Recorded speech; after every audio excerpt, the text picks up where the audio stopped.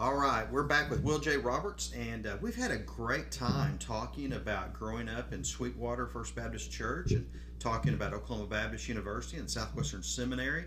We've talked a little bit about the mission field. Let's talk now, share a little bit about raising a family on the mission field, what that looks like, and then also the school that you started there. Okay. We went out to the mission field 1962. We had a 3-year-old and a 1-year-old, and it wasn't easy because the problem is, I think the ones that make the sacrifice are probably the parents. It's different today because you've got Zoom calls and all, Facebook and all this kind of stuff. But back then, we were communicated, like I said, it'd take a month to turn around. I remember when my grandma passed away and I got a letter. Well, she had been dead for almost a month time I got the letter informing that my grandmother had passed away. So, but our children, Marie did homeschooling for our daughters, mostly through the grade school, except for the times we were on state, rather than furlough, I like to call it stateside assignment, because it's not a furlough intended like that where you come and rest. It's where you come to speak in the churches.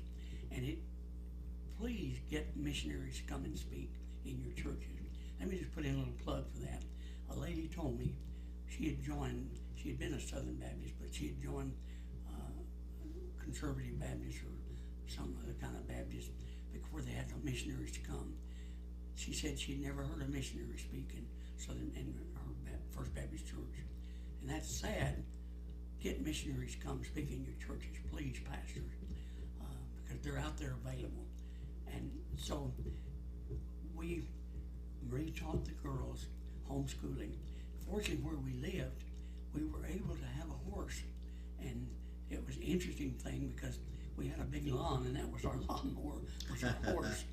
We bought the horse from another missionary family, and so we worked there with the Kikuyu tribe for 15 years, and we started a Unity Baptist high school there, which was a co-educational one for boys and girls both, and it's a very strong school today, and it's educated a lot of leaders.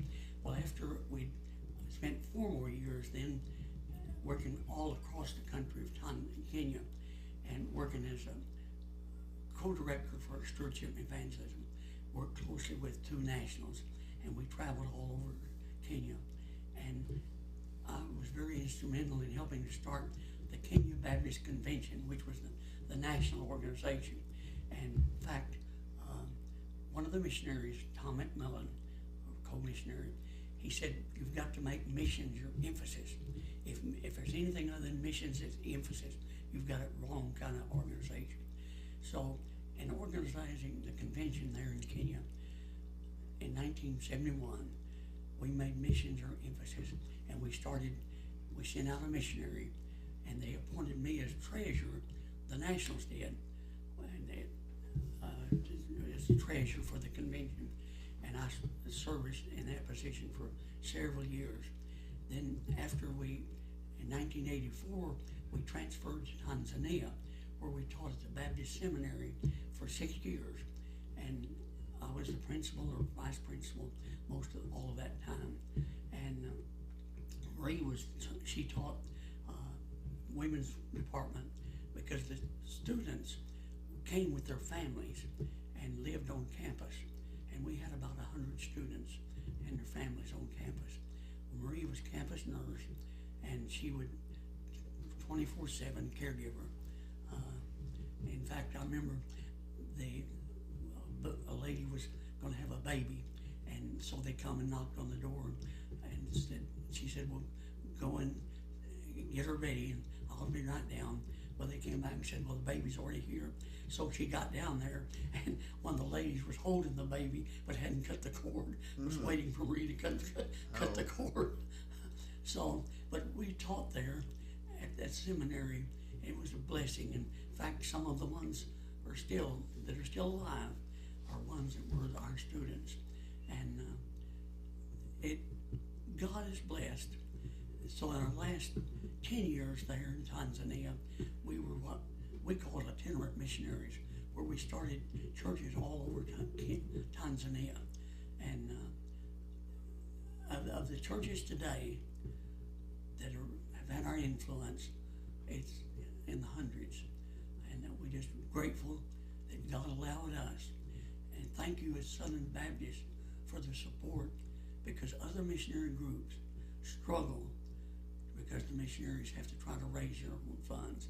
We're blessed as Southern Baptists because our program is through the cooperative program and the Lottie Moon Christmas offering. It's possible for our missionaries to spend full time being missionaries and not have to be fundraiser. Thank you, Southern Baptists.